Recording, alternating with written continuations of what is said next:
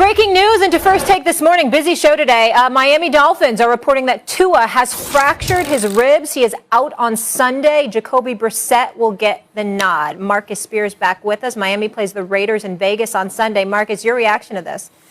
This bothers me a lot, y'all. And it bothers me because Tua Tagovailoa is about to get the injury-prone tag associated to him.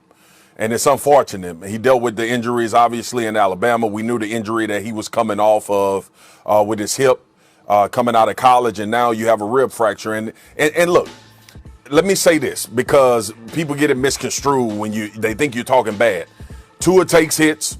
He holds the ball. Obviously, this particular situation, and you can call it an anomaly, right, with his ribs being fractured this go-around. But it's a part of his career now. It's something that people are going to have to start paying attention to. Stephen A., I don't know if you remember, but we had this same discussion with OBJ. And I was like, at what point do teams start to say, this guy's injury prone? We may not have him. His availability may be in question. So with Tua in his young, early career, this scares me a lot about how people's perception of him will be. Let me say this to you, and I like Tua Tagovailoa a lot. I don't give a damn about the point that you just made. He's not that priority in my mind right now. He's completed 54% of his passes this year, relatively average and pedestrian, 1 touchdown, 1 interception, nothing to brag home about, has been nothing to brag home about dating back to last year. Why is that relevant to me, Swagoo? Because I'm thinking about the brothers, Brian Flores and Chris Greer, who had the number 5 overall pick and passed up on Justin Herbert to take Tua Tagovailoa. Knowing that he got injured at Alabama, had that nasty injury, came into the draft, injured already. There were questions about him. And now we see Justin Herbert looking like an absolute stud. I mean, you got people that have brought up John Elway. They brought up Dan Marino. They brought up people like that. When you see this brother's arm, his ability to make those throws, except Brett Favre, they brought up guys like that when talking about Justin Herbert. And so to me, even though we wish nothing but the best for Tua, we hope that he's healthy, and we believe in his skill set because we saw what he did as a national champion at Alabama. We get all of that. The flip side is that you and I both know, Swagoo, that if this doesn't work out for him, they ain't going to say injury. They going to say you had a chance to get Herbert and you passed for Tua. And that is what concerns me. That's what I don't like about this. But let's not live in that world, bro. And I got to pull you out of that because Tua Tagovailoa's career in college told everybody he should be picked before Justin Herbert. All right. And look, I know we sitting here now and we got hindsight, and I understand what you're saying. That pressure is absolutely applied because of the success that Justin Herbert is having right now. But remember this, man. Justin Herbert was a guy that a lot of people thought would not turn into the guy that he is in the NFL. A lot of people that cover the draft, a lot of people that cover players talked about his athleticism and what he did from a look like a quarterback standpoint. I get what you're saying, but what I'm saying is this: I'm not going by.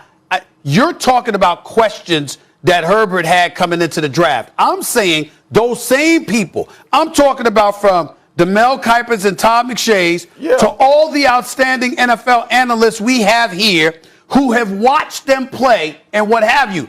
Even though you saw stuff on a collegiate level, guys like yourself and others who watch both, and you was working, and you doing SEC football, so you watch two and others. But in the same breath, y'all watch a cat on college. Then what y'all do is y'all project based on what you know the NFL game to be, who would be the guy. So all of a sudden, Tua was a bit miniature, a bit short, and as a result, and not only that, wasn't the most bulky dude in the world. How much of the NFL punishment could he take, et cetera, et cetera? And there was a huge debate as to whether Miami should take him or Herbert. It wasn't like it was a foregone conclusion that it was always going to be Tua. Yes, but think about this. When you want to go back to the draft, think about Tua's career at Alabama, and think about who people were comparing him to. Everyone thought that Tua would turn into Russell Wilson.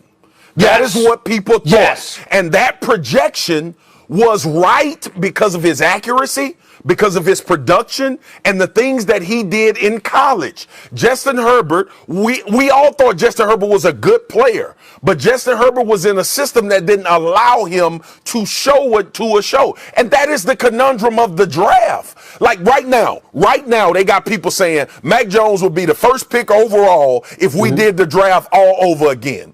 Nothing about Mac Jones told you that his skill set would resonate in the NFL better than the guys that were drafted ahead of him. His situation in New England is better. Yes. His situation is better. So we don't disagree. I'm totally with you. I'm just saying that it wasn't as clear cut in terms of, leading up to the draft, y'all had us.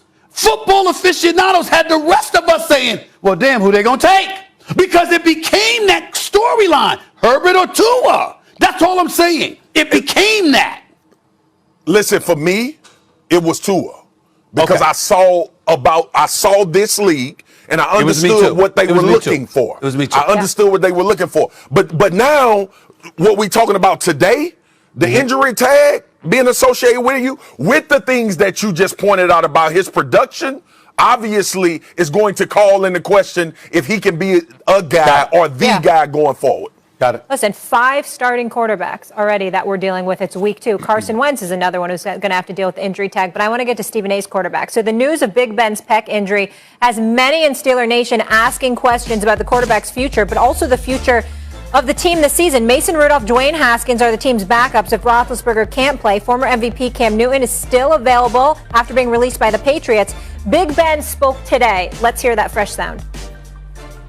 I don't know how it happened. I just know it happened early in the game, and I'm going to do everything I can. Today's impressive resume. You know, Stephen A is all about resumes, and I think she has it. I think he approves of that. I feel like I need to use my time more wisely, step my game up. So you obviously took the world by storm 7 years ago, becoming the first girl to pitch a winning game at the Baseball World Series that landed you on Sports Illustrated. Looking back, what was that experience like for you?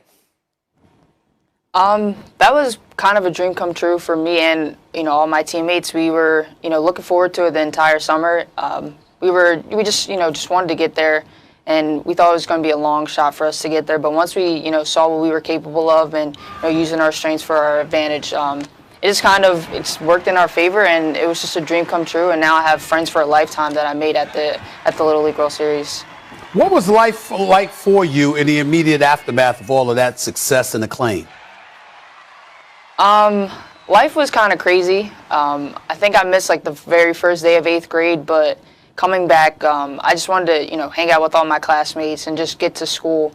But I had traveled a lot, which I wasn't really used to. I didn't travel that much before, but I got to travel a lot. I got to meet some of my favorite athletes. I got to do some pretty cool things, but the one thing I will say that I kind of missed was, just being a teenager, just hanging out with my friends, just, walking down the street, going to get pizza or whatever. So I feel like there were a lot of pros and more than, cons. So I think it was a bit of half and half looking back.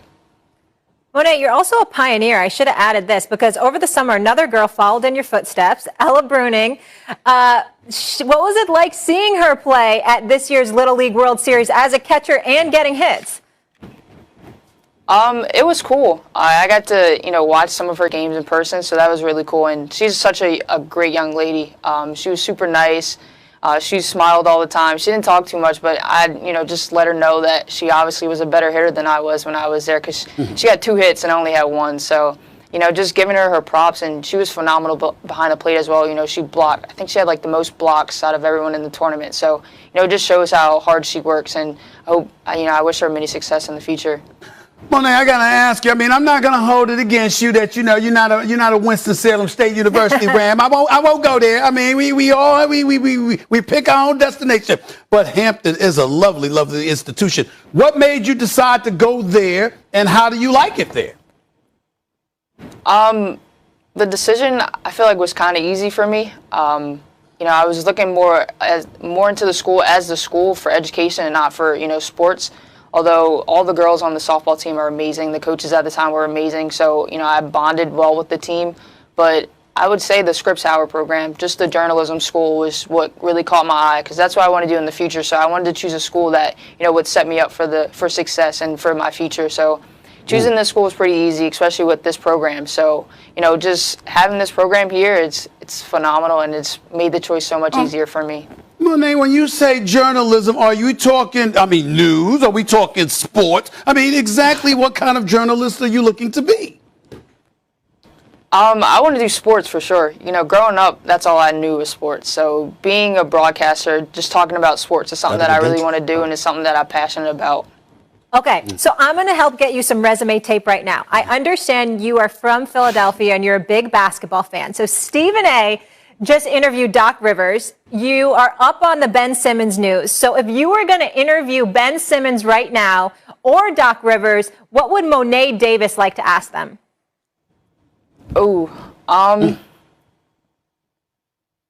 That's tough. Not for you. Not Come for on, you. what would you wanna say to talk Ben to- Simmons? What would I say to Ben Simmons? Yeah. Like, What would you like to ask? If I wanted to, I would just say, like, if you want to stay in Philly, like, what are you willing to do to make the change to help this team out? To take the program to the next level. I know we've seen the Sixers make it far in on the Eastern Conference, but they're missing that one piece. So what can Ben Simmons do to step up to ensure that the Sixers continue on pushing forward and not stopping at the same point, losing in the conference final or even second round. So making sure that what can he do to push the Sixers forward. Well, let me throw this out to you. How do you like this question? Because he swears he wants to leave. How about this one? What, if anything, can the Sixers do to make you change your mind and want to come back? How you like that one? It's tough, but I feel like I think it is. I really do think it is. I'd feel like these few years that he was here, I feel like he really enjoyed it, and especially having been Joel Embiid with them, I feel like those two are a great duo. They're young, so just having him talk about what can the Sixers do to make that change to help him stay. I think that's just a phenomenal question. It'll get him thinking and maybe change his mind. Yeah.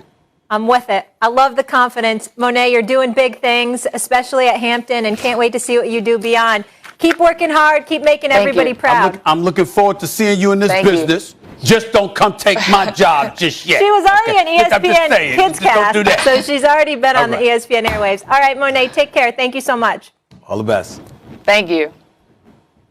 Did the Steelers make a costly mistake by not moving on from Big Ben after this break? Or I guess we're going to stay with Big Ben right now. Okay, Yep. We'll do that right now.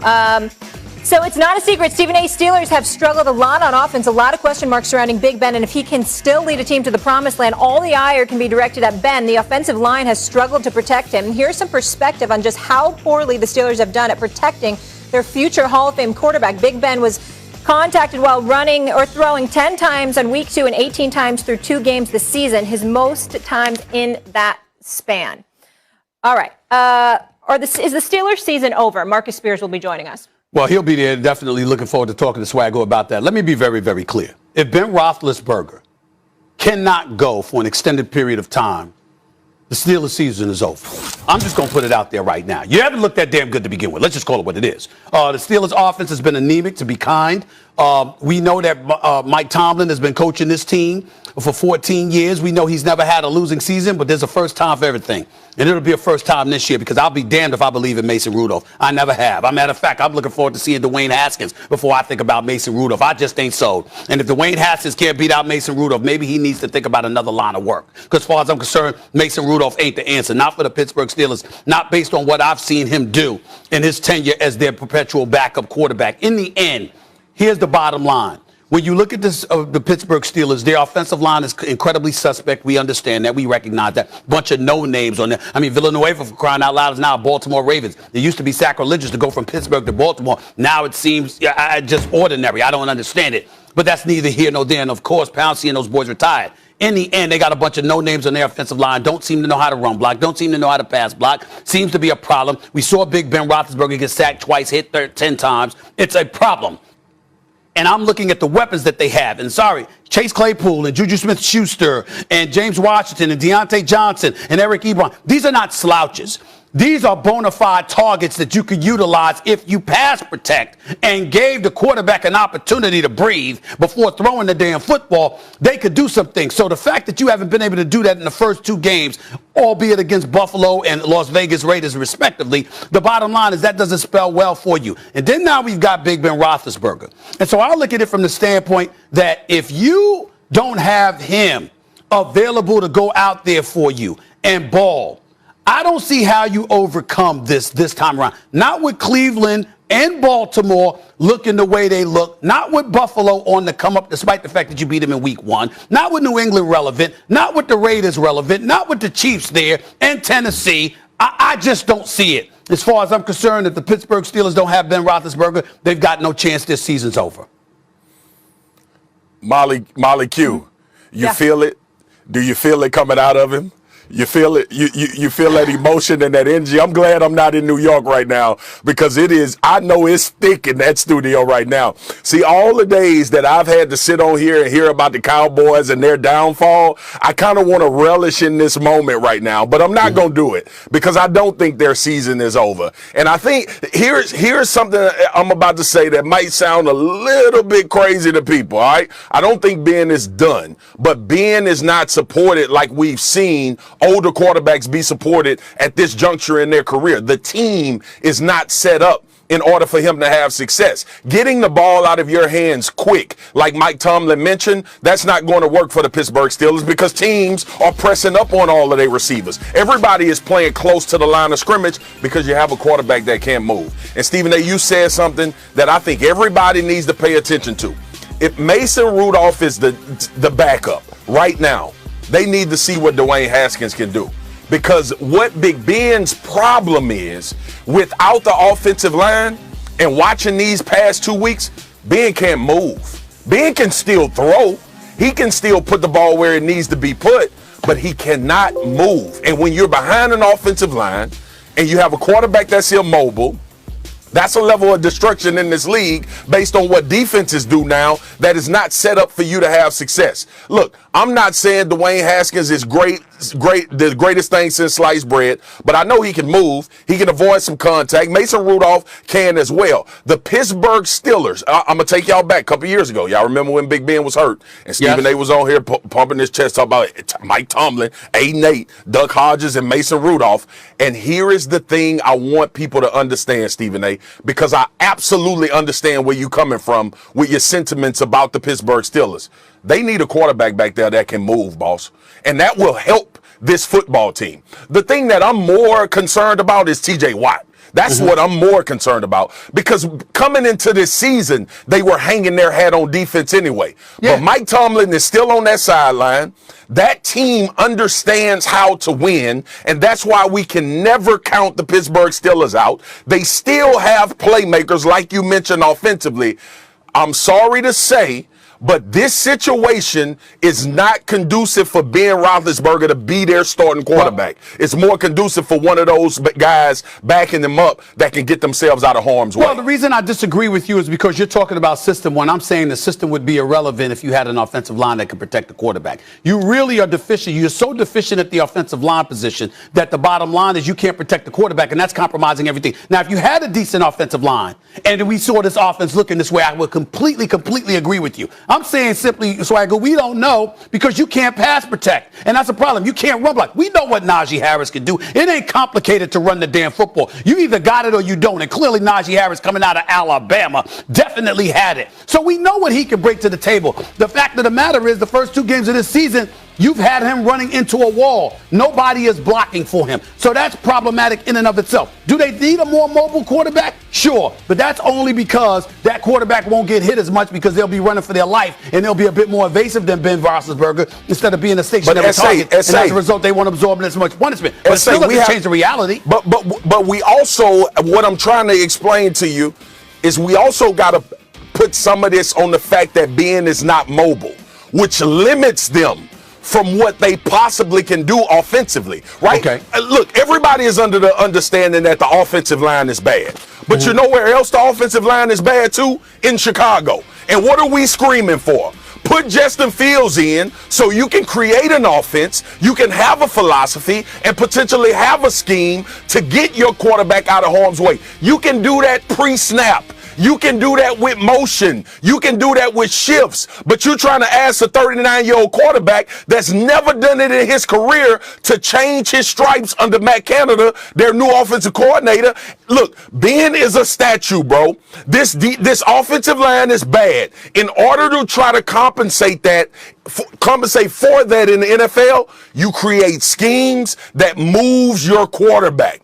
And if Pittsburgh is going to be stubborn, right, like I think they've been anyway by not getting ahead of replacing Ben Roethlisberger or having someone, but if they're recognizing, I get all of the feelings in Pittsburgh. I understand all of that. We watched Peyton Manning behind a good offensive line in Denver win a Super Bowl. You know why? Because he was able to stand still and deliver the ball. That's not this situation. Well, hold on.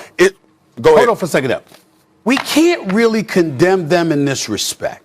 Although the Tom Brady's of the world and others were taken in the later rounds, the reality is most often when you find a quarterback, you know what, it better be in the first or second round. And the Steelers haven't really had that because they've been winning football games. And so as a result of winning football games, the quarterbacks that were attractive enough to be drafted high enough were usually gone when it was their time to come around. Mm-hmm. So I can't completely condemn them for that because if it ain't available, it ain't available. What I will concede is that you've had enough time, considering Ben Roethlisberger's age, to invest in a quarterback that could replace him. You could have done that. And the fact that Mason Rudolph has been your backup for years doesn't move me at all. And so in that regard, I understand where you're coming from. I know that Ben, being the statue that he is, compromises them in all the ways that you articulated. I totally get that. But in the end, I'm looking at it from the standpoint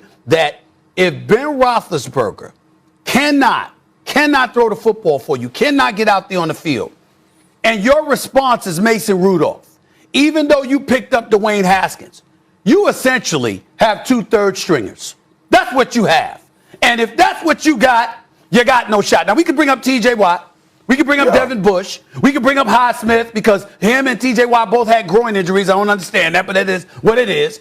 In the end, you got to be able to put some points on the board, which they haven't been able to do. I'm sweating like a fat boy right now because I'm feeling this hot energy coming off of you about your Steelers. But the bottom line is, man, they have to try something different. And look, I know it's blasphemous to say that Ben may have to watch from the sideline until they figure out if they can get this offensive line fixed. And I know no one wants to hear that. And I was on the side of Ben because I just couldn't believe in my mind that Mike Tomlin would allow a team to send the same situation offensive line wise back on the football field. But that looks like where we are. And where we are right now is you have Mason Rudolph and you have Dwayne Haskins, and both of those guys are more mobile than the quarterback you have behind the offensive line that cannot pass block. Try something else, but I don't think the season is over for the Steelers. Before we go to break, who did you say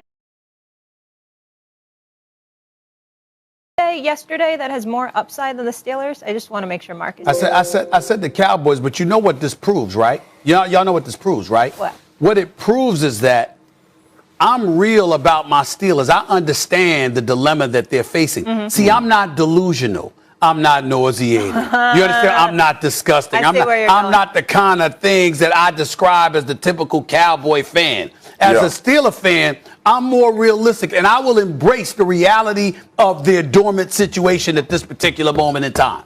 I'm willing to do that for now. Very proud of you. For It now. took you 2 weeks. All right, guys. Still to come on First Take, is Doc Rivers the reason why Steelers season is in jeopardy? You see my man KP in the house. You see Swagoo, big, what's his name? Marcus Spears in the house.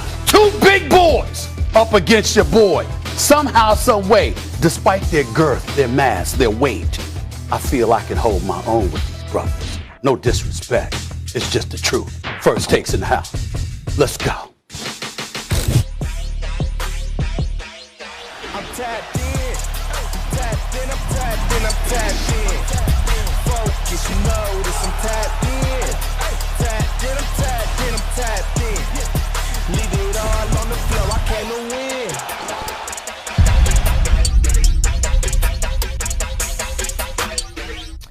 Oh, you just heard Stephen A. Smith. So much is happening today. It is HBCU Wednesday, Stephen A. Hampton University will be highlighting. Doc Rivers will be talking to you one-on-one. I like that tie. Thank you very much. That looks nice. Excuse me. The blazer is kind of new as well. I'm sorry. Not forget that. Stephen A., I love the blazer, well, too. Thank you so much. You look great. So it's a big day. A lot of news. We'll get to it. Marcus Spears will be back with us in just a bit, guys, but we're going to start with Ben Simmons here, as Stephen A. just mentioned. He is ready to take his talents elsewhere.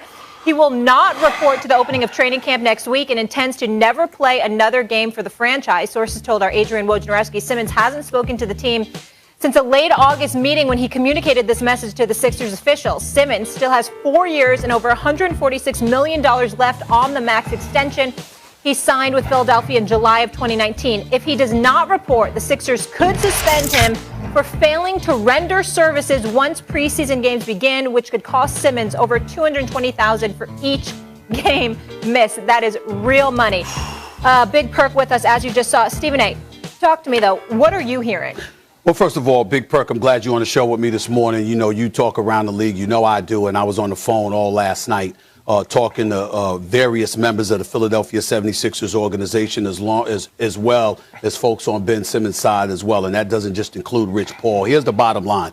Ben Simmons does not want to be a part of the Philadelphia 76ers any longer. This is something that he declared just a couple of days after the season was over. Ultimately, he met with Doc Rivers and the brass for the Philadelphia 76ers face-to-face. He told them to their face months ago. He did not want to be in Philadelphia any longer. Rich Paul, his agent, initially tried to say, excuse me, let's wait a minute here. Understand, it's going to be hard. You got 4 years, $146.6 million left on your contract. It ain't like you're approaching the last year of your contract. This is a very arduous task and what have you. You need to be willing to sit out the damn season if you are going to make this move. Ben Simmons said, I don't give a damn, do it anyway. So in other words, he has given the impression that he is willing to cost himself a year's salary in excess of $33 million in order to get the hell up out of Philadelphia. Obviously, if you're the Philadelphia 76ers, you're going to take the position, I'm not trying to get 20 cents on the dollar. This man has made it clear he doesn't want to be a part of Philadelphia any longer. Somehow, some way, it's become public information. And as a result of that reality, those teams that would be interested in him are not going to offer the bank because they know he wants out. So their mentality is, why should we give up the house in order to get you? Philadelphia recognizes that and is now holding their feet firmly to the ground. Their mentality, according to my sources, is simply this. When we look at the Philadelphia 76ers, a lot of people out there around the league, KP, have been talking about former Commissioner David Stern and what he would do. Because the fact that Ben Simmons has made it clear he doesn't want to be a part of Philadelphia any longer, and he has no intentions of showing up to training camp, the former commissioner that was David Stern, God rest his soul, would have been finding folks all over the place. The Sixers are probably looking for that help from Commissioner Adam Silver. They may want him to step in and take the position that, excuse me, we don't get to sit up there, sign you to a max deal last year. You come back now and declaring you want to be out, and as a result, you're not going to get traded, but we still got to pay you your money. Remember, before the season even begins, Ben Simmons is due 50% of his salary, I believe, by November 2nd. It's like $8.3 million October 1st, another $8.3 million November 1st to 2nd. So he's due about 50% of his salary before the season basically begins, essentially. And their mentality is, we don't want to have to pay him. So now we got to take into account, KP, the trade scenarios that are available. You got teams like Sacramento, Minnesota, even Cleveland and others. Everybody's been calling about Ben Simmons. It's all a matter of what they have to offer. The Golden State Warriors have been hesitant from Jump Street because they don't believe Draymond Green and Ben Simmons is an ideal fit. So they've been reluctant to make that move because you'd have to pick one or the other. And you know Steph Curry and Klay Thompson are going to want Draymond Green to be there instead of Ben Simmons. The Portland Trailblazers, from what I'm told, obviously, they're talking about C.J. McCollum. They're talking about Robert Covington. They're talking about a couple of first-round picks. They don't want to put it out there because you don't want to alienate C.J. McCollum in the event that you keep him. But nevertheless, it's something that they've been willing to offer. The Sixers have not been willing to bite. Right now, the Sixers are holding their feet firm to the fire.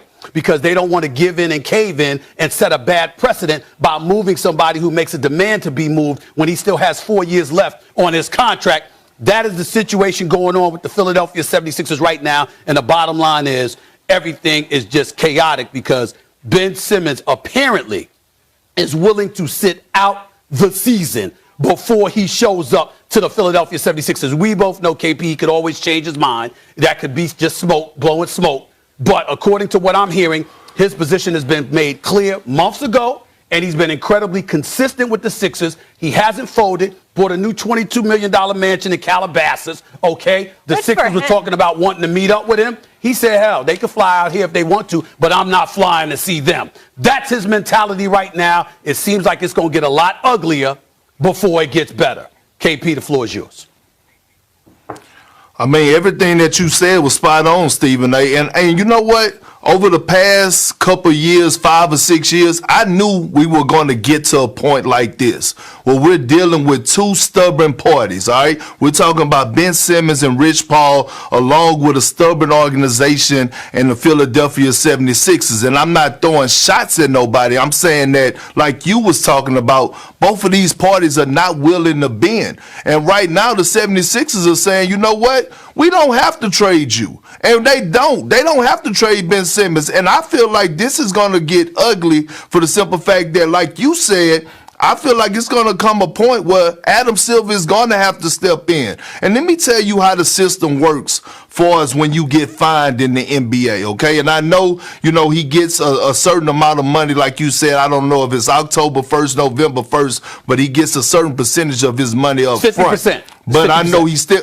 Okay, but I know he still have that other 50 on the back end. And yes. what I know about getting fined in the NBA is that they don't send you an invoice and they don't put a pink slip on your chair. No, they take their money out before it hits your account. And one of the things that I always preach to guys that are in the NBA, to guys that was coming up beneath me, never give back your money. You work too hard to get to this point. Never give your letters back. From a guy that led the NBA in technical fouls, I regret it to this day, the hundreds of thousands that I lost because I was just being stupid and foolish and giving back my money. Now, with that being said, I talked about this yesterday on the Jump, Stephen A., is that think about the CBA in the next couple years. Think about what the owner's going to do when that comes up. They're going to be waiting at the front door for guys, for the Players Association, for the simple fact that they're going to say, you know what? We tired of this. We didn't went through it with Anthony Davis. We didn't went through it with James Harden. Now we're going through it with Ben Simmons. And so with that being said, look, both parties right now, they're standing firm. Philly is not budging, neither is Ben Simmons. Listen, let me say this real quick. First of all, you've got folks that have questioned whether or not Ben and Joel Embiid can gel. Mm-hmm. I'm told that the straw that broke the camel's back was obviously in the immediate aftermath of the loss to the Atlanta Hawks Game 7 Eastern Conference semifinals. I was there when Doc Rivers said he doesn't know if Ben Simmons is his point guard of the future. Mm-hmm. That definitely was a devastating blow. And Joel Embiid saying the play where Ben Simmons didn't take it in and dunk it, even though Danilo Gallinari was behind him and some 6-foot dude was in front of him. When Joel Embiid said that play and Atlanta came down and scored, probably determined the game. Those two things really is what made Ben Simmons dogged. I can't believe it's just those two things. I'm told that Doc Rivers, who's expected to be on the show a little bit later today, definitely had a conversation with him and, you know, essentially acknowledged that he could have chose better words and whatever. But Doc Rivers has been incredibly supportive of him since he arrived in Philadelphia. Even came on the show last year arguing with me about how, you know, the shooting wasn't important and what have you. So that's not something for Ben Simmons to lean on. Nevertheless, he seems to be looking for an excuse to lean on anything in order to get the hell up out of Philly. Mm-hmm. Absolutely. And again, we'll have much more on this with Doc Rivers a little bit later. Perk, you'll be back with us in just a bit, but we are also minutes away from some other things that we need to discuss, including Big Ben, the other Ben that we want to discuss right here on First Take. So that's coming up right after. Even though I'm a graduate of Winston-Salem State University, a proud graduate, I love me some Hampton University. I have very, very fond memories of Hampton. It's just, do you? It holds a very, very special place in my heart. I'll just leave it at that. Okay. Having said all of that, the Tampa Bay Buccaneers I'm going with them against the field, not just because of Tom Brady, but because they also returned all 22 starters. I think that level of cohesiveness, that synergy is going to come in handy come postseason time. Doesn't mean they can't lose any given Sunday. Anything could happen. But if I had to bet my money on one team, it would be the Tampa Bay Buccaneers. That's who I'm rolling with for this season to repeat as champions, even though I'm sure the Kansas City Chiefs are saying we're going to have something to say about that. Tom running it back. You know who gave him a tough time the first week? That would be the Cowboys. So there's been a lot of talk about the Cowboys' backfield. Does Ezekiel Elliott still have it as Tony Pollard passed him? Pollard has been producing. Through 2 games, he's averaging nearly twice as many yards per carry as Elliott and nearly twice as many receiving yards. Here's Jerry Jones on his running back situation. The facts are that we really have an outstanding situation here, that Pollard gets up on him so fast and can really surprise the defense. He's stronger than he looks, but he just has got so sudden and got such a burst. And then Zeke, you don't even need to describe him. He's as powerful in terms of, I'm going to overuse the word, but his burst, I mean to tell you, he punishes the hell out of those defenders. Both of those are going to be a real staple for us as we get into the season. Stephen A., your boy Jerry Jones. Yes. Is this a knock on Ezekiel Elliott? I personally think it is, and I'm not saying that it's a knock on Ezekiel Elliott in terms of just what Jerry Jones says. There's been some talk about some slippage in regards to Ezekiel Elliott. Now, I've seen him lose the weight. I've seen him look fast, but I'm looking at Pollard, how strong he is, deceptively strong, how evasive he is, quick burst out of the gap, what he's able to do running the football. And I'm seeing a guy that has 11 less carries on the season thus far, but still has more yards rushing than Ezekiel Elliott. Now, Ezekiel Elliott was averaging 5 yards a carry throughout his career until last year, where it dipped to 4. We understand that Dak Prescott going down in Game 5 of the season had a lot to do with compromising his level of productivity. Nevertheless, the truth is the truth. Right now, Pollard looks like a better running back than Ezekiel Elliott. Now, Jerry Jones isn't going to come out and say those words, but trust you me, the billionaire with the $1 billion playpen, the marketing genius that he is, a franchise that's worth $5 billion, a dude that is an absolutely shrewd negotiator. Listen, he could be saying stuff to motivate Ezekiel Elliott, to poke at him a little bit, to get him running. And then listen, Ezekiel Elliott's been blocking well. You know, Dan Orlovsky and others pointed that out. His blocking ability is there. We understand that. And he's not a scrub running the football. But what he has to accept, and we'll get into Aaron Rodgers later, because he's another one that has to accept this, along with others. There's a standard that your excellence sets. It's not like people pull expectations out of the wind and just throw them on you, okay? They don't expect that, what they expect from Ezekiel Elliott, they don't expect from most running backs in the league. But he's Ezekiel freaking Elliott, okay? He's who he is. And as a result, there's a level of expectations you have for him that he hasn't lived up to. And I think Jerry Jones notices that. And I don't think he minds us noticing that, probably because he thinks it's going to work to the benefit of Ezekiel Elliott down the road.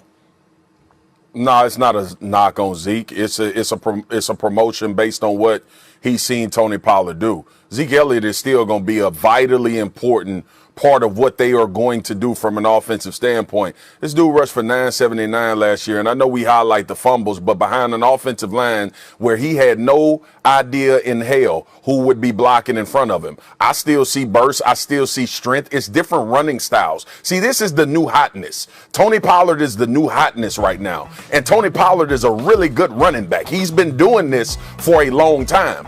But Zeke was the feature guy because this is the way they built the offense when Zeke first came in the league. And everybody focusing points at that contract. The contract is based on the production that you put forward. So now we want to go back. We want to turn the pages back and say, well, we probably shouldn't have paid Zeke because Zeke wasn't this guy. Zeke was that guy. Zeke was in the conversation for being the number one back in the league. And I look at this team this year, and we having this conversation about, is it a knock on Zeke? And and we refuse to look at all of the elements that have changed about this football team. Like, could there possibly be some things about offensive philosophy, offensive line, the way they run offense, that changes the effectiveness of Zeke Elliott and how we thought about him when he was getting 40 carries a game? You don't want to live in that world. I know it's one anomaly, and that's Derrick Henry in Tennessee, where they hand the ball off time and time again. Different animal. Zeke is no longer in the same situation.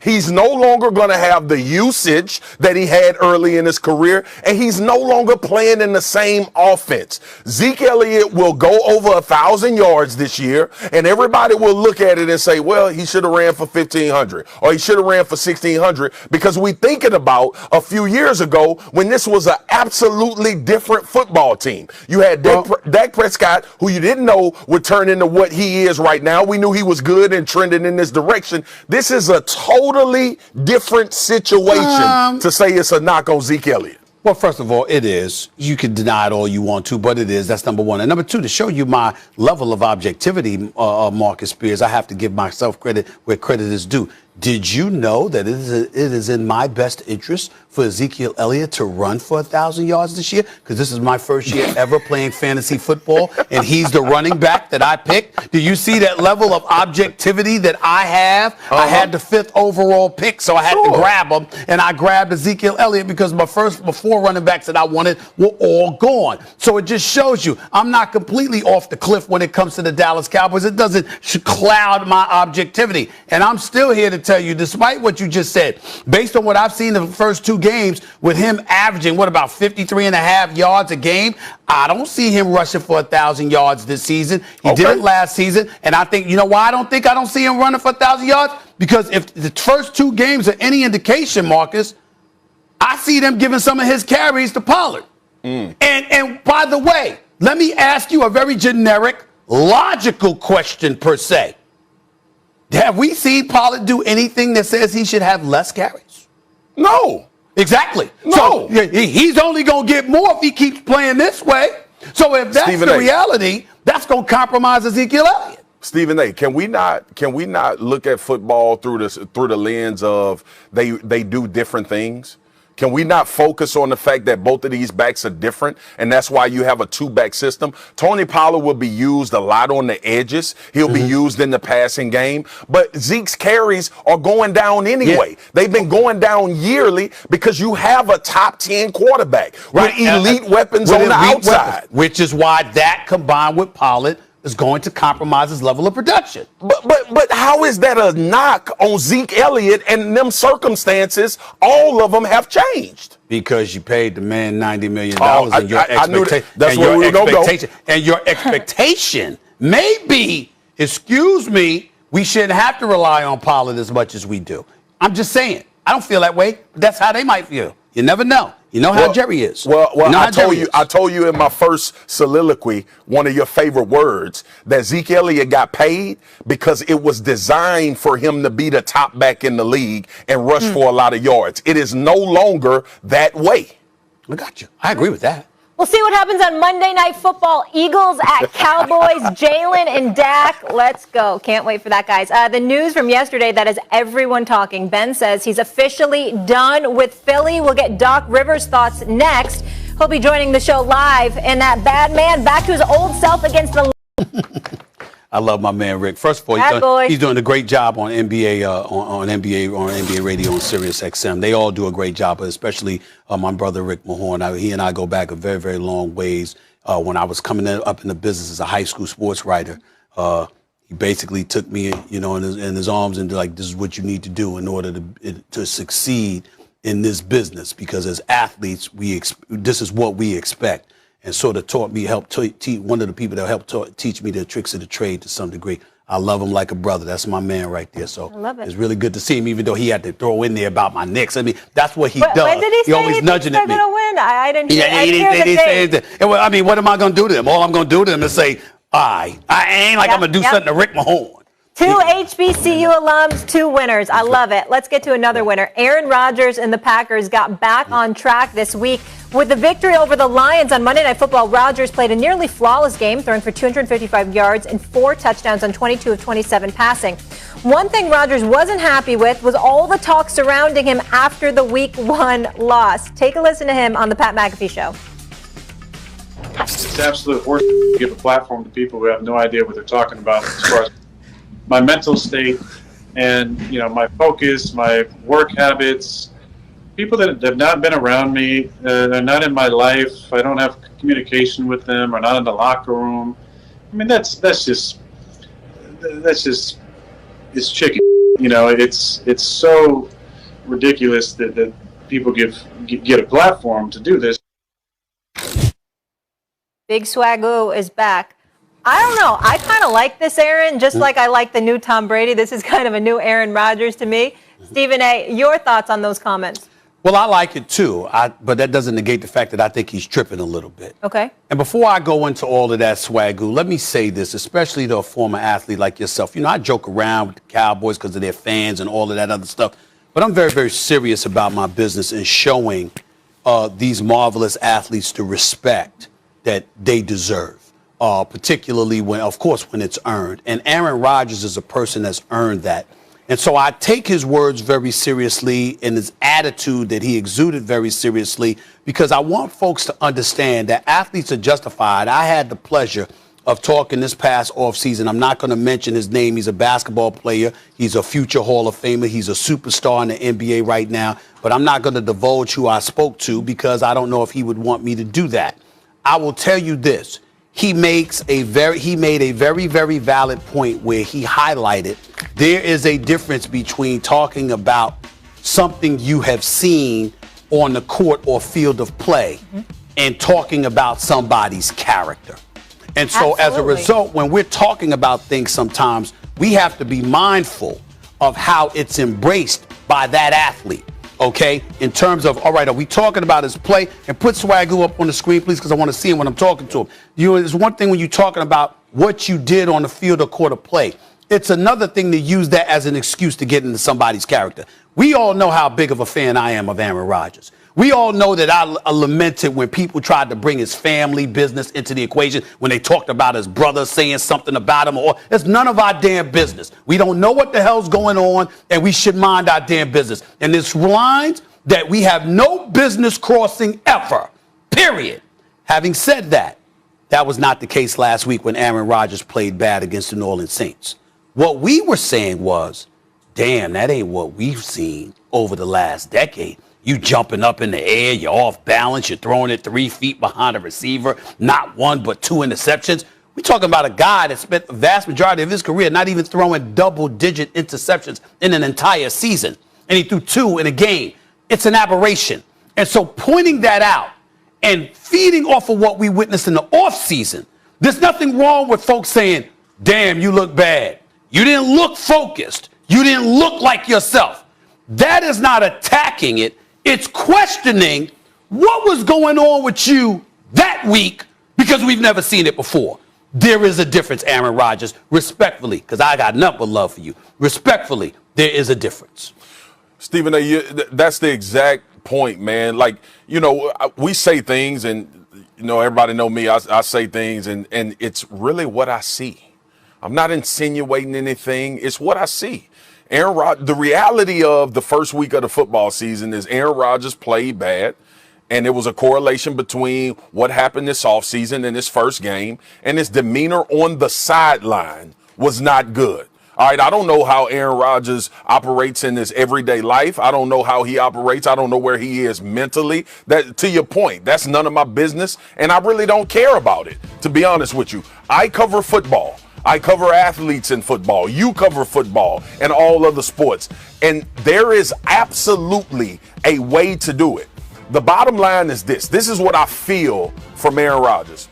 Aaron Rodgers respectfully wants to control his own narrative, which every athlete should. We living in that era right now where athletes want to control their own narrative. They have a voice. They have platforms. People are listening and watching what they do. But when we analyze a football game from week 1, and we analyze that based on things that transpired in this offseason, and you come out and put that performance up, and then you act shocked that people are going to question whether you were there all the way or not, I don't even understand how you get to the conclusion that people are just saying stuff out of the blue about this particular situation. So when it comes to Aaron Rodgers, the football player, and what he does, we understand how great he is. But that doesn't put you above reproach. That doesn't put you above being critiqued or criticized based on the things that we've seen on the field and things that you've done and talked about. Yeah, absolutely. Well, Sunday Night Football, he gets a shot at redemption. Well, listen, against the Niners. He showed what he can do, and he's they got the best of him, a couple NFC championships. He has nothing to prove to us other than going for another Super Bowl, but he is right for those out there who are questioning his character. He is right. I'm just saying a vast majority of people haven't done that to Aaron Rodgers and are not doing that to Aaron Rodgers. We're looking at him, and we're saying that was an aberration. We ain't never seen that before. S.A. Man, listen, we give opinions, bro. Yeah. We give opinions, and we have to, in our job, and this is something you taught me, we have to acknowledge when we're wrong, when we overstep, when we say something that's out of line or unnecessary. We have to acknowledge that. We're not above reproach or critique or criticism at all.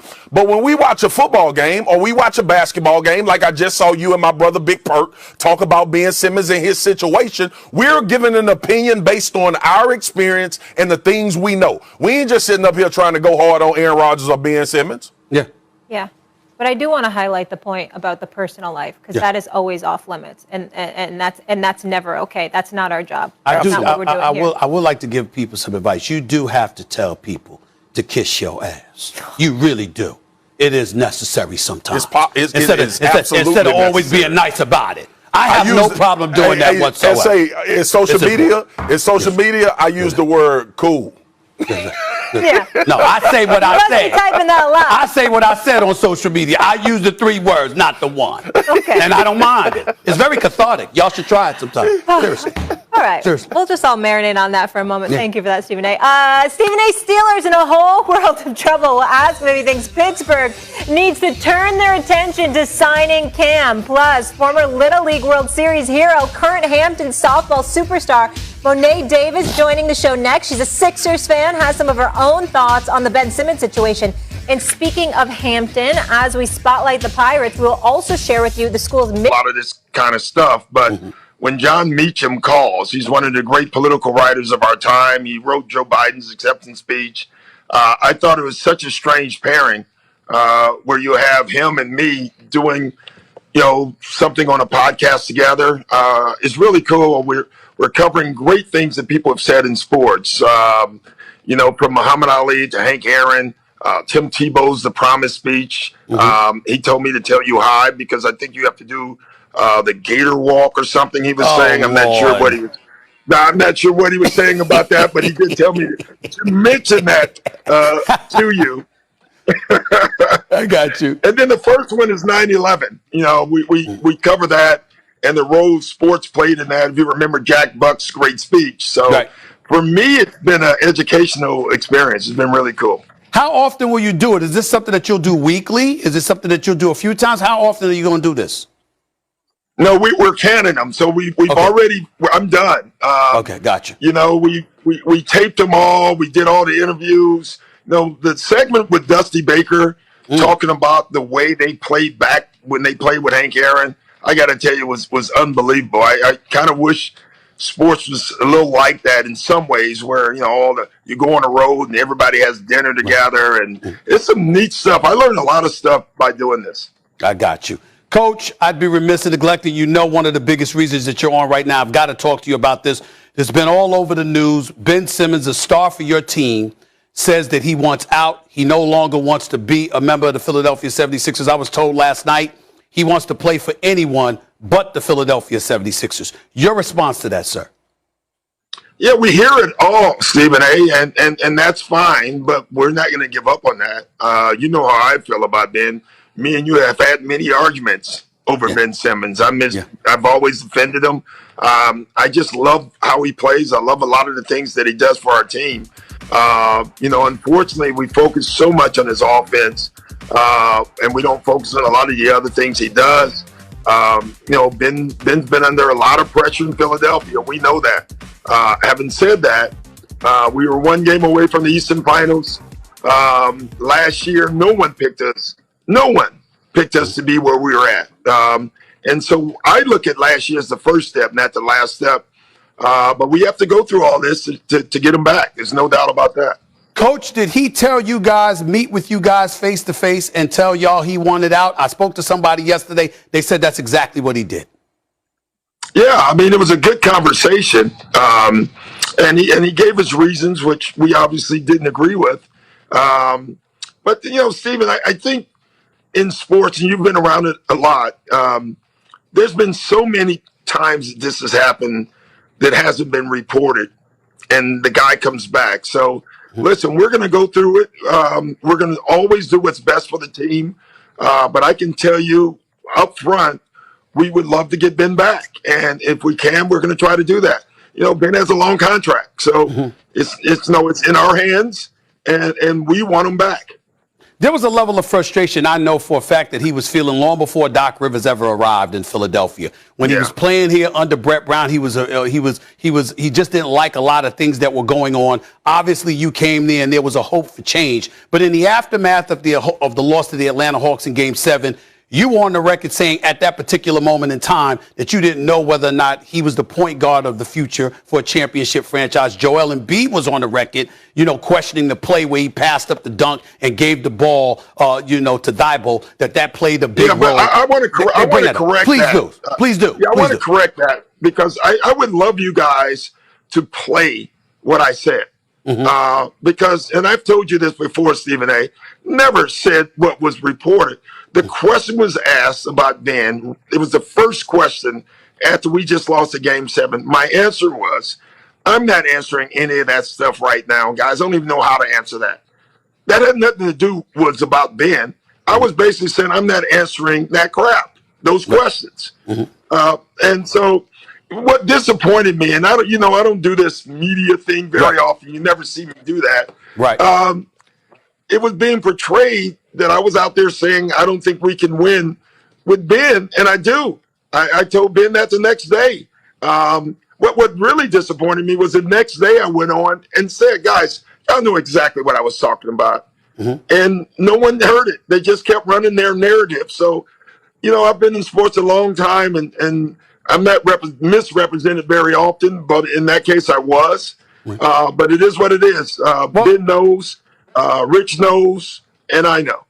Well, let me do something that you're not accustomed to seeing done for you on national television. Let me come to your defense in this regard, because we have argued about Ben Simmons on many occasions. I've talked about how I think he's a jump shot away from being LeBron James Part 2. I've talked about how hit 70% of his free throws to 75%. He can average 25 a game. He's that lethal. But because he's never developed that, I don't see how you can win with him refusing to shoot perimeter shots. And you were the guy who religiously came to his defense and saying, no, Steven, we can win with them. Watch us do it.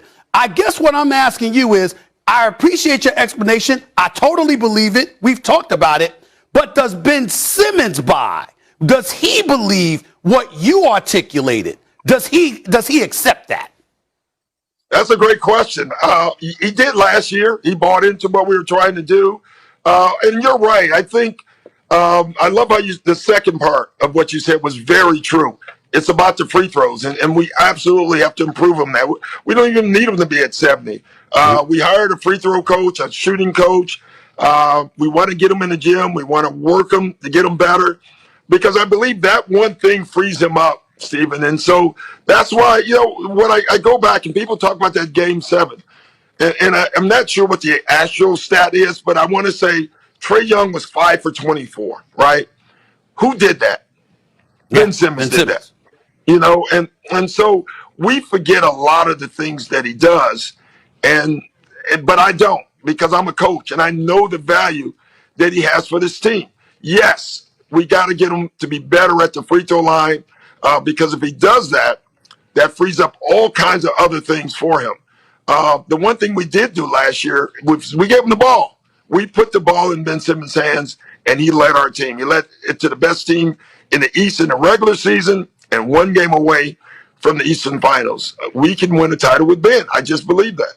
Coach, are you not concerned, though, about how his teammates feel? He knows who he plays with. He knows Joel Embiid is there. He knows Tobias Harris is there. He knows the rest of those guys are there. He's been a teammate of theirs. And this guy is saying, I want to play for anybody but the Philadelphia 76ers. How in God's name can the team come back from that? How can they embrace a player that they've played with that is on the basically, putting it out there, he wants to be gone that badly? How do you fix that? You fix it with communication. And Stephen, we're in sports, man. Things have changed all over the league and in every league. You've heard guys, I want out, I don't want to come back. They come back. We forget, and I've said this a couple of times today, the San Antonio Spurs traded Sean Elliott. You remember that? Traded him to Detroit. He failed the physical, didn't want to come back, came back, and they won the championship that year. So these things can happen, and we're hoping it happens here. Listen, if it doesn't, it's not going to be for us not trying to get it right. I can tell you that. He's got 4 years, $146.6 million left on his deal. You don't have to move him. So, but some people would say, from what I've been told, he's willing to sit out the season rather than come to the Philadelphia 76ers. What do you say to that? What are you going to do about that? Well, that may be where he's at today. That may not be where he's at tomorrow. You just don't know, Steve, and that's why we just got to keep communicating and see where we can take this. But you are right. He has 4 years left on his contract. It's in our hands. With that being said, your expectations, I know what your hope is, but what are your expectations for Ben Simmons this year with Philadelphia? To get him back. And once we get back in the fold, then we can get to work. If that doesn't happen, I don't have an expectation because I don't know where we would go. That is to be, that'll happen if it happens. But right now, Ben is still part of this team, and I'm going to focus on that part of it. There's Daryl Morey. That is an executive with this organization. Josh Harris, an owner, has been obviously involved along with Ruben and those guys. Elton Brand, as far as I'm concerned, has proven himself to be a valuable executive in this league. You obviously have been around for a long time, an exceptional coach over these years, a championship coach. But a lot of people are looking at you and saying, because of your relationship with players, your ability to motivate and what have you, this comes down to Doc Rivers, who's trying to capture a championship once again after a lot of failed tries, even though you won in 2008. How are you feeling? What kind of pressure are you feeling personally right now to get this situation right with Ben Simmons? I put it like this. I slept well last night, so, it's pressure, but it's pressure that you want. The greatest thing about sports is this. You get a chance every year. And when you don't win it, you get back up. And the fact that you get a chance to try to do it again is amazing to me. That's what makes sports so great. So, listen, we're right back at it once again. Coach, I appreciate your time. Thank you so much. Before you get on out of here, I want you to lift up your right arm, if you don't mind. I saw a really, really nice. That's a pretty fly bracelet right there, Coach. I just wanted to say that. That's kind of nice, right? And I just wanted to say that. Yeah, my kids gave it to me. My kids finally got me a gift that I didn't pay for. That was really nice. Coach, I appreciate it. Thank you so much, man. Take care of yourself. I'll see you soon. Take care. All right. Check out Doc's new podcast, It Was Said Sports. The one and only Doc Rivers, head coach for the Philadelphia 76ers. Molly, back to you. Stephen A. And we want him back. All right, NBA champion Kendrick Perkins with us now. Perk, I want to hear from you first. You heard the interview. He wants him back. He thinks they can win a title with Ben. This has happened many times before. What were your takeaways? Well, you know what? Doc Rivers was not lying, right? And he has a history of showing like players that he want to mend a relationship and get things right. We know what he did with DeAndre Jordan when he was with the Clippers. They pulled up to his house and locked him in his house until he signed the dotted line to come back to the Los Angeles Clippers. Here it is, right? When I listen to Doc, I know it's coming from the right place. I watched Doc have to go through these battles when I was with the Boston Celtics, when it was a time when CP3 Kyrie and Rondo discussion for a trade for Rondo was coming about, and Rondo played through it, and we got Rondo back in the right frame of mind. We went through it for about 2 weeks where he didn't speak to nobody in the locker room, and Doc changed all of that. And I get right now Ben Simmons is pissed off, but Ben Simmons also got to be held accountable. I mean, like, he didn't show up. He's asking Philly to cover up for him for not producing on the floor. And I get it, right? People want to talk about Joel Embiid and Doc shouldn't have said this. I didn't hear way worse. So at the end of the day, if I'm Ben Simmons, what I would do is, and I know this is a different generation, but you got to go in and say, you know what? I'm going to show you that I got some type of mental toughness about myself. I'm going to go in, I'm going to face this crowd in Philly. And I know it's tough. Look, Philly, New York, Boston, where I played at, it's a different type of energy, and I get that. Like I said before, time and time again, they booed Joel Embiid. He embraced those boos. He came back and he turned those boos into cheers. So if I'm Doc Rivers in the Philadelphia 76ers, if I can't get back an MVP caliber player or an all NBA caliber player for Ben Simmons, I'm gonna stand firm as well. Well, first of all, let me say this, man. I really appreciate getting your point of view for anything that comes associated with Doc, because you played for the man, won a championship with the man, went to 2 NBA finals with this man. So, and I always remember the famous quote that he gave, that when your starting five is healthy, you, KG, Paul Pierce, Ray Allen, and Rondo, nobody beat y'all. He always used to say that about y'all when y'all were obviously together for those years. Having said all of that, I will tell you this. You're absolutely right about Ben Simmons, but not just him alone. Let me be very, very clear. Ben Simmons looks very, very weak in this whole argument because you want to leave after you messed up. Now, that's how it looks. Now, I understand that there's more to it than that, which is why I brought up to Doc that Ben had problems with the Philadelphia 76ers, in fairness to him, before Doc Rivers ever arrived.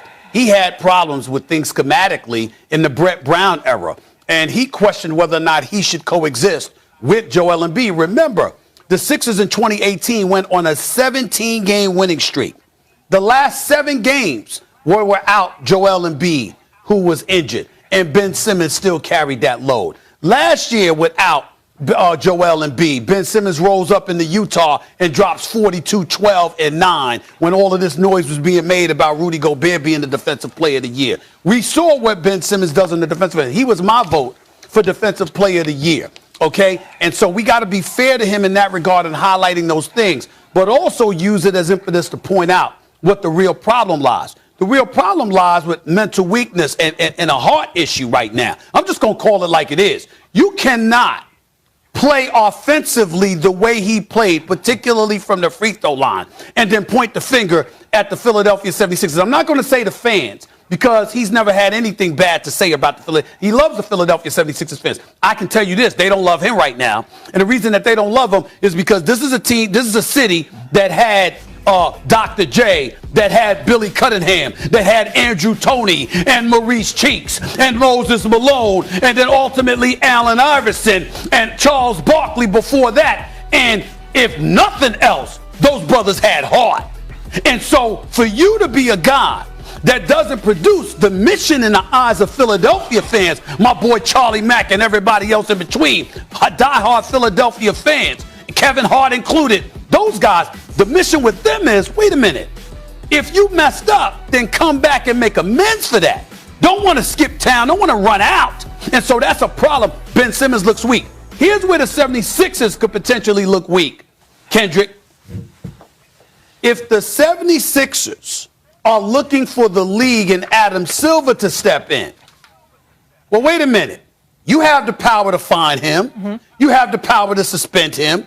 You have the power to protest, giving him 50% of his salary basically before the season starts if he's already declared that even though he's completely 100% healthy, he refuses to show up. For you to look to the league for assistance, to do something you have every bit of power to do yourself, that is what will make the 76ers look weak. And I'm here to tell you something, Kendrick. Remember all of those trade scenarios? And put Kendrick, thank you, put him up on the big screen. Remember all of those trade scenarios that I talked about at the beginning of the show, CJ and all of this other stuff? Here's another thing that could have happened. Kyrie could have ended up in Philly. Sean Marks couldn't do that because KD wasn't having it. KD wasn't having it. KD like, Kyrie Irving ain't going no damn place. 'Cause let me tell you something right now. Philadelphia might have said no, but I assure you, if it were not for Kevin Durant, the Brooklyn Nets would be interested in making that deal. Because let's call it what it is. Kendrick Perkins, I'll say it right here on national television. If Ben Simmons was in Brooklyn with KD and James Harden, it's a wrap. It's a wrap. They winning the chip. I still think they winning the chip anyway, but they damn sure win the chip. Even without Kyrie, if you got James Harden, KD, and Ben Simmons, because you got somebody that would as an elite defender. But they're going to win with Kyrie, too, because we know Kyrie's all world. But Brooklyn would do that if KD would let them. KD ain't having that. Well, see, here it is, Stephen A., and you made some hell of a points, but I want to go back to a point you made about Ben Simmons talking about it happened before Doc Rivers. It happened with Brett Brown. You know what else happened before Doc Rivers? Ben Simmons signed on the dotted line. He didn't have to sign that contract extension. Did he have to sign that? Nobody forced him to do that. So with that being said, you said that, hey, okay, I can coexist with Joel Embiid. I do want to be in Philly. At the end of the day, look, man, we know Philadelphia, they booed Kobe Bryant when he came back, God rest his soul. Hell, they booed Donovan McNabb when he messed up on the field and when he was playing out his mind at certain points. They booed Santa Claus at one point. The 76ers fans don't give a damn. But if you're a real one and you got that real mentality and you got that heart that you talking about, you go in there and you shut the critics up. Because if I'm another team, and I heard you say this yesterday, Stephen A., if I'm another team and I'm thinking about trading for Ben Simmons, I got this in the back of my mind. What if things go south? What is he going to do? I got that. I totally agree with you. And I will remind everybody, he was told, you got 4 years left on your deal. This ain't James Harden or Anthony Davis who were in the final year of their deal. You got 4 years, $146.6 million. Mm-hmm. If you're going to take this position, you must be willing to sit out the entire season. And Ben Simmons said, I'm willing to sit out the entire season. That is what I was told. Do he love the game of basketball? I know. Do we love the game of basketball? Kendrick, you and I are both on the same page. It's ridiculous for him to take this position. It's ridiculous. Neither of us agree with him. I'm just reporting that's what he has said. All right, before we go to break, what % chance could you see him back in Philly? I'm still going to say 50-50 because I got to believe when you trying to live the high life and you got a $22 million mansion in Calabasas and all of this other stuff, I got to believe that the check not coming will affect you. Okay. Okay? And as a result, you're going to like that paper. So, again, you could come into camp and then all of a sudden got a knee injury, back injury, or whatever the case may be. And, of course, Ben Simmons is going to do what he got to do to get his money in the end. Mm-hmm. In the end. I don't know what he's doing before then. But Molly, yeah. But Molly, that's one of the reasons, in my opinion, that he don't want to show his face in Philadelphia at the facility, because he know when he gets there, Doc Rivers is going to get a hold to him, and then all of a sudden, he's going to have a change of heart. So what you going to do? You go run and you go hide until all this is over. If he step foot in the facility, guess what? They might be able to convince him to stay. Might be able to lure him back. That's a very good point. By the way, Molly and Kendrick, the players, from what I'm